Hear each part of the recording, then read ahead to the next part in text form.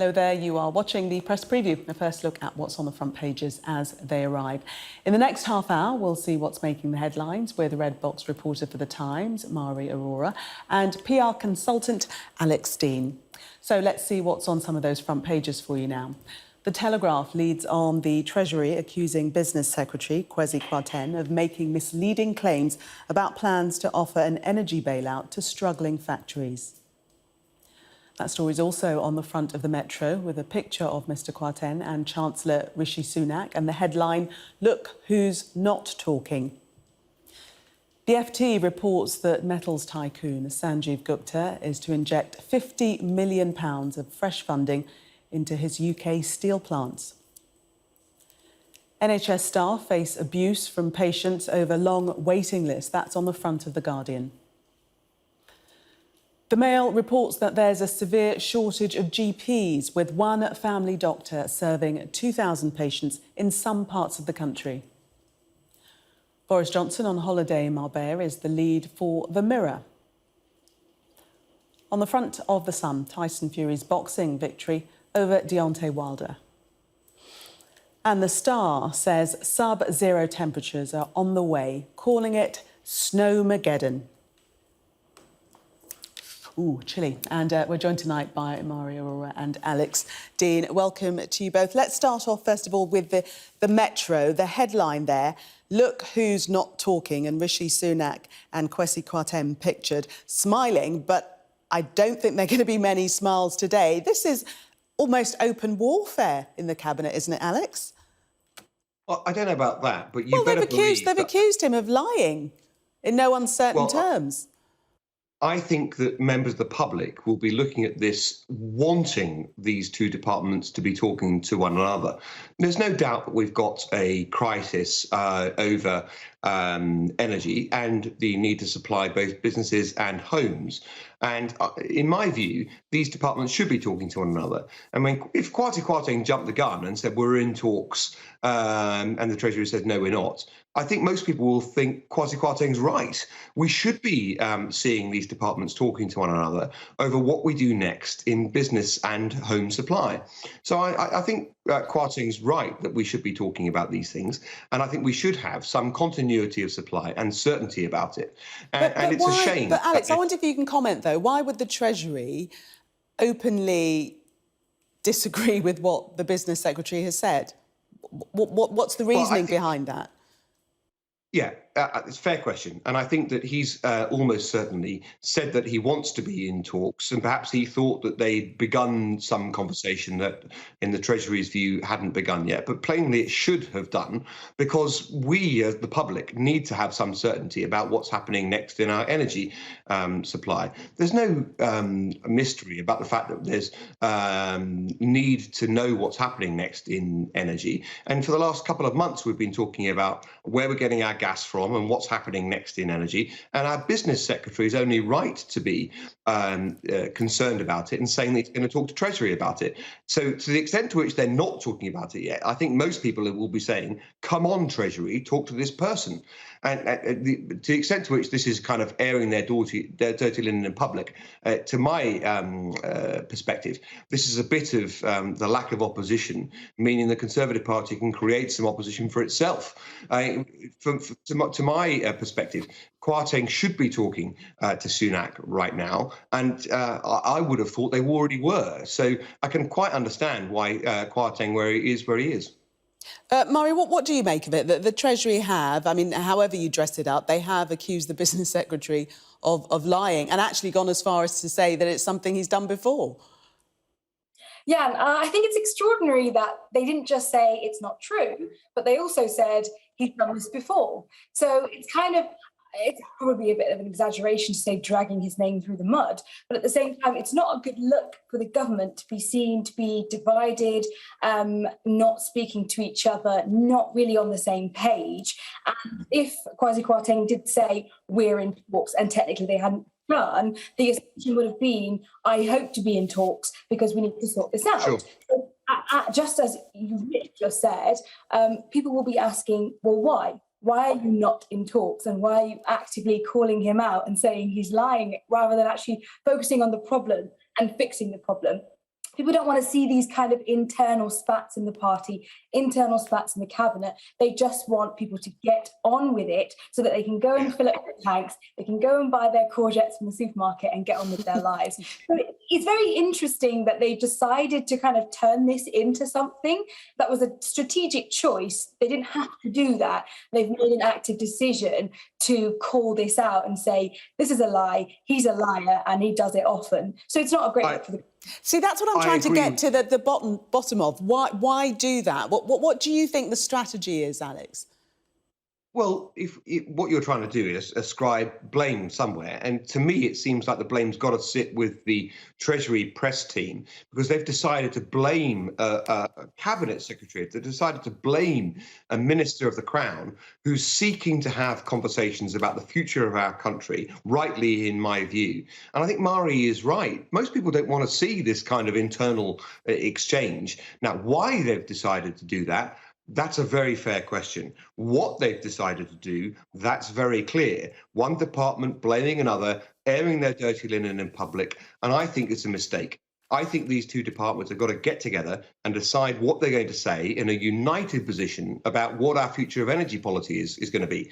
After all, people up and down the country are looking now to the government for certainty about where their energy is going to come from as we run into Christmas.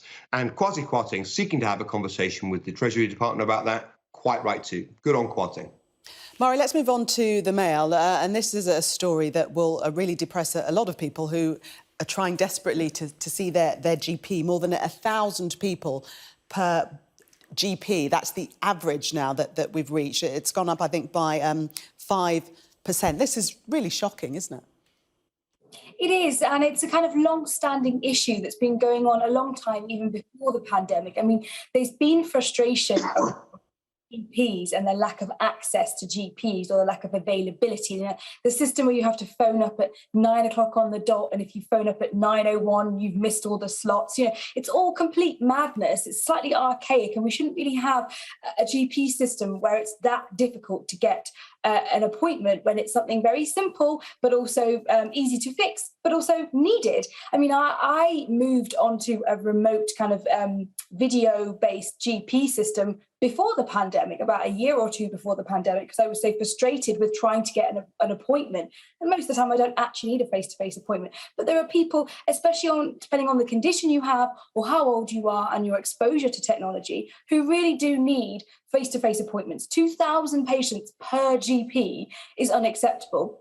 And something as well that's in the piece, which is really interesting, is they talk about a postcode lottery and how places with kind of higher populations and more deprivation, they could be up to 3,000 people per GP, and then more affluent, well-off areas have got, 1,600 per GP. So there's this kind of huge massive gap between people who do and don't have access to GPs. That's only going to get worse. And what it's going to end up doing, it's going to end up actually exacerbating health problems that could have been nipped in the bud, that will then go on and treated for longer in areas where there's more deprivation in the first place, which means you're likely to have worse health outcomes in the first place. So it's not great, and it's going to spiral on. So something really does need to be done about this. Big question, Alex. What do we do about it?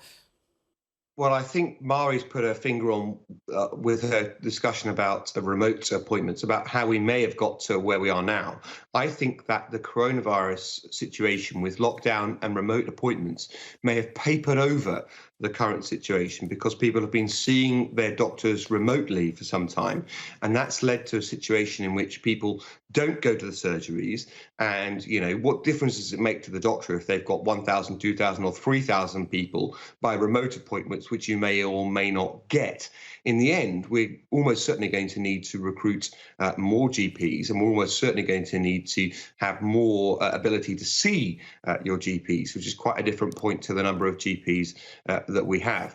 But my own instinct too is that we've got to have a hybrid situation now, where we could have moved somewhat online, because not everyone needs to see their doctor in person. So we mustn't throw the baby out with the bathwater. People who are working, people who want to dial in to see their doctor in the middle of a working day, should still have the ability to take a remote appointment, to still be able to call their doctor or see them remotely, see them online, rather than having to go and see their doctor and take a half day or a whole day off work whilst they're doing it. My instinct in answer to your question is there's got to be a hybrid in answer to this, where the people who are really in need, the elderly, people who don't even have the internet, people who need to go and see their doctor in person, can do that, whilst a working person can call them up in the middle of the day, see them without too much disruption to their timetable. If we can do that hybrid, then I think we can manage, even with 2,000 people nominally on the books of a GP. The number itself doesn't matter too much. It's the service you get as a person that's the important thing. You could have 100 people per GP and have lousy service. You could have 3,000 people at GP and have great service, as long as you get it right. And my instinct right now is we're not getting it right. The people who need to see the GP in person aren't. The people who want to see the GP remotely are having to wait in a queue, are having to call back at a certain time in a way that we wouldn't accept in any other kind of business environment. Yes. And in the end, that's what we've got to remember. You're a customer. No, indeed. I have to say that my surgery, they've adopted the hybrid model of which you speak. Let's have a look quickly at the FT. And this is a short piece, basically raising questions over Poland's long-term future in the EU bloc. Tell us what's been going on there, Mhari. Yeah, so Poland's been kind of tipped to be perhaps the next nation to leave the EU. And this is basically a protest that went on in Warsaw, a kind of pro-EU protest to say, no, we want to stay, we like being in the EU. And it's kind of been found that about 80% of people in Poland are in favour of staying in the EU. So they're not too worried about it. But there was the court ruling recently where basically the court ruled that EU law was kind of slightly incompatible with the Polish constitution, and therefore the Polish constitution should always come first. And then Viktor Orban came in from Hungary and kind of supported that ruling and said, yes, we should be able to kind of implement our constitution over EU law.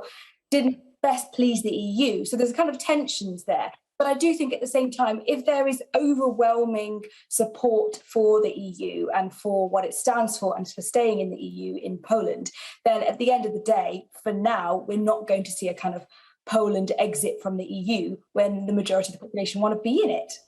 Yes, 80%, according to their survey, suggests that Poles want to remain in the EU. Let's have a look at The Guardian. And we were previously talking about the number of patients that one GP is assigned to, over 1,000. This story is about the long sort of NHS waiting list and the fact that patients are getting irate with staff.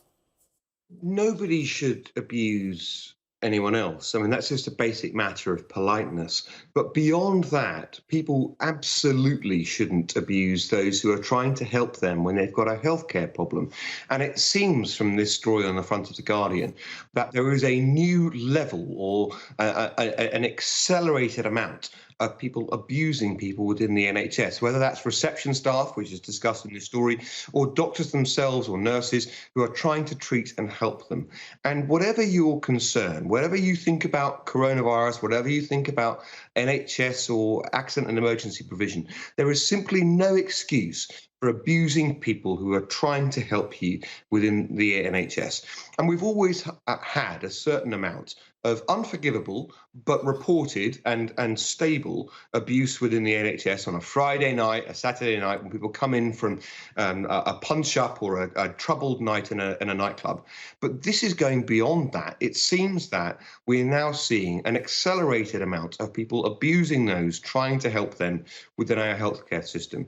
And I'm someone who's got profound doubts about the way in which we provide healthcare in this country, whether we've got it structurally right. We boast about it being the best healthcare system in the world, which you might wonder why nobody's copied us. But that doesn't matter when it comes to your face-to-face interaction with the individuals on the front line who don't deserve one iota of abuse. And I have to say, this kind of reporting reveals abuse of people and hostility towards people trying to help you. Indeed. It's got to stop. Mhari, how is it that we've gone from, clapping for the NHS on our doorsteps on a Thursday night to this? Yeah, it's bizarre, isn't it, how we like to kind of clap them and, put rainbows up in our window and then they get abused left, right, and centre when they're actually on the job, saving people's lives or helping people. It's really kind of discouraging and disappointing, I think, having gone through this pandemic as a nation and having really kind of understood the value of key workers and what they do. And then for this to kind of come out, this story to come out, I mean, I'm not surprised, but it is very disappointing. My concern is that do we feel that because they're key workers and because we need them so much, we kind of take them for granted and then we treat them like, almost like a shop worker. I'm paying for this. I've paid my taxes, so you better give me what I want and you'd better do exactly how I want it to be done. And actually, it's a national health service. It's there to help us all. But at the same time, nobody ever needs that kind of abuse. So it's dispiriting, but unfortunately, I don't think it's that surprising. Yes, you're probably right. The Sun will finish up on Tyson Fury has been victorious. Alex, what did you make of his performance? I mean, not the first time that this man has defeated the world. And he's a deeply unfashionable character in our national life. If he were doing this kind of performance in tennis or football, our entire country would be celebrating. Because he's someone that doesn't conform to the idea of what some people think of the national hero should look like, we talk about it rather less than we might do if we were in those other pursuits. This is someone who is the best in the world at his chosen pursuit. I'm really proud of Tyson Fury, and I think that some people, because they don't like what he says or what his political views are, don't rally round this character when he becomes the number one in the world at his sport in the way that they would do if he were in some other pursuit, or if he looked different, or if he sounded different. In the end, this is a great example for me of our perverse idea of diversity at the moment, where we want people to look different but think the same. Very interesting viewpoint. Thank you. We're going to have to leave it there.